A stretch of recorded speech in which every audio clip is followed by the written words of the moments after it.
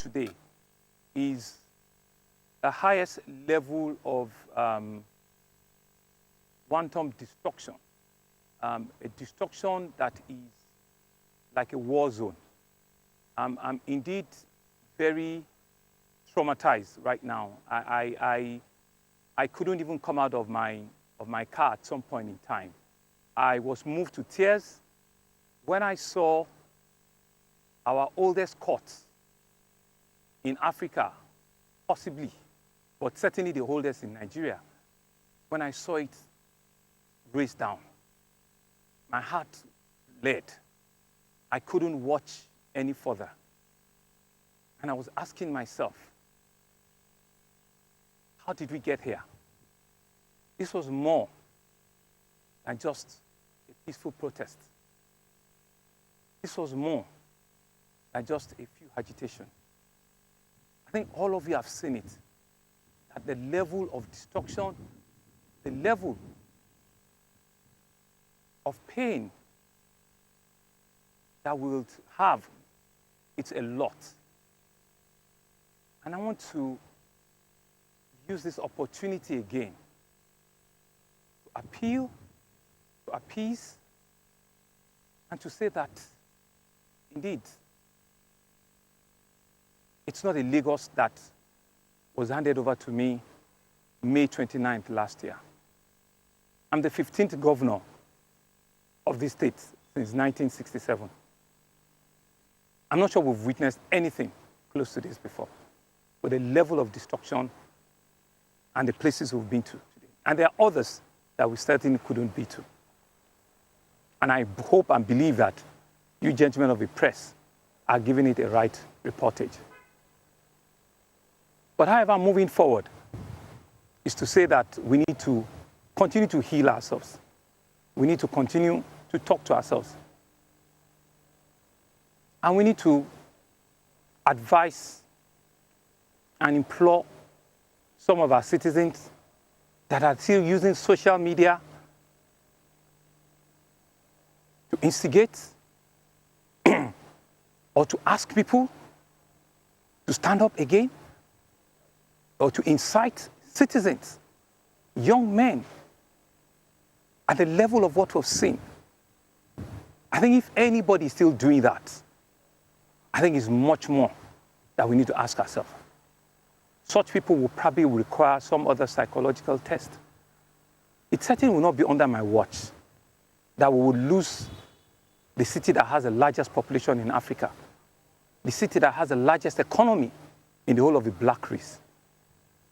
And I want to say that indeed, enough is enough.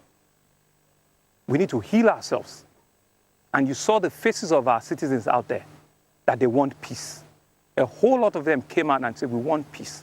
And peace we will get. Peace we will have in our city. Because that's what we are. That's who we are. Gentlemen of the press, just to also mention that we went to the hospitals. We've lost people in several parts of the city. But we went to the hospitals that had direct relative to what happened on Tuesday.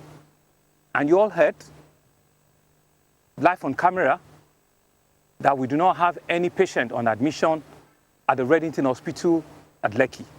But I'm aware that there are still 2 patients at their head office annex, or at their head office in Victoria Island.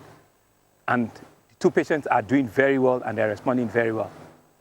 You were also with us when we went to the General Hospital, where the Chief Medical Director explained to us all of the numbers they've had in the last 4 days.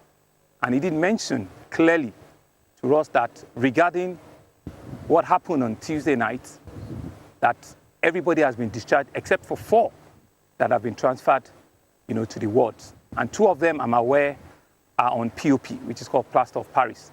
And he confirmed to us that they're doing very well and there's no problem at all.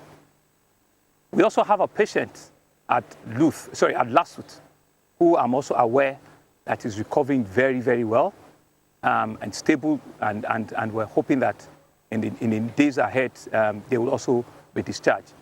I'm also aware that there are 2 patients at Lagoon Hospital, and they're also doing very well. In all of the private hospitals and of course the government hospitals, we have indicated that government will be picking the medical bills of all wounded, injured patients for all of the things that have happened in the whole city. You know, if you had appeared at any of our general hospitals, nobody is meant to pay anything, so that we can quickly push all of our consumables and rescue lives, you know, to the largest extent. I would also want to mention and talk about our promised judicial panel of inquiry onto the incident that happened on Tuesday night. So what we've done is we've consulted and we're now expanding the terms of reference of the panel that we set up on Monday, because it's exactly the same kind of composition. And so that same panel, headed by retired Justice Doris Okuobi, will be investigating, you know, all of the issues that happened at the Toll Plaza on Tuesday night. So their terms of reference have been expanded, and for emphasis, the sitting will start on Monday at the Lagos Court of Arbitration International Center, at the Lagos Court of Arbitration International Center, which is in Lekki.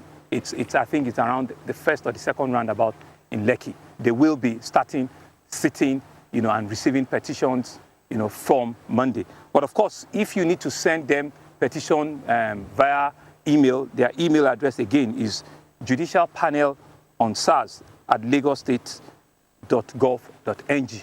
These emails have been populated, their telephone numbers too have been sent out. So they will start their sitting on Monday. So we will expect, you know, everyone, you know, that have, you know, a petition, a case, or something, you know, to pass on to this panel. And like we said, they've been empowered extensively to determine how they run and how, you know, they conduct themselves at the panel. I think the final thing I want to talk about, it's regarding the curfew that it's on.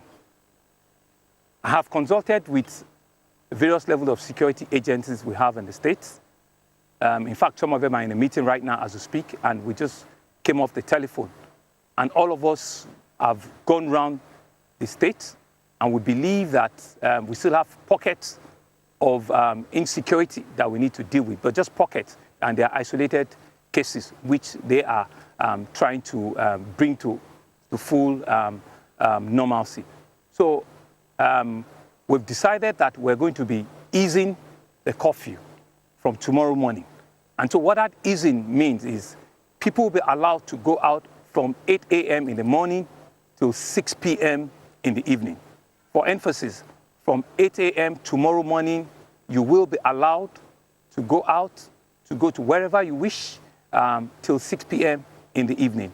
We have also commenced the cleanup of the city, because the city needs a whole lot of cleanup, a whole lot of roadblocks, tires burnt on the road. And so Loma, like you've seen, are out already, and so they'll be working all throughout the night. But in the event that they do not finish, I want to admonish and appeal to motorists and our citizens to be careful on the road. Please, if you do not need to go out, please stay at home. But if you must and you have to go out, please drive with a lot of caution, because there's still a lot of barricades, there's still a lot of burnt tires that will have broken bottles and broken things here and there. So please be careful while you're on the road. We will try and clean up the city overnight. They are out already. We've pushed all of the men and women of Loma. They are out already doing the cleaning. But in the event that they do not have the capacity to clean it up fully overnight, I'm just, you know, advising all of us to just drive, you know, cautiously.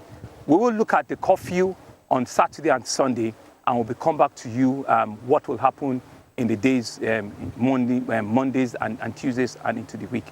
I want to, once again, I want to thank you, especially you gentlemen that have stood with us all throughout this journey today. You've been frontline, you know, you've been frontline newscasters yourself, and I want to commend, you know, this partnership. And like I've said, Lagos needs to heal, and the healing had started.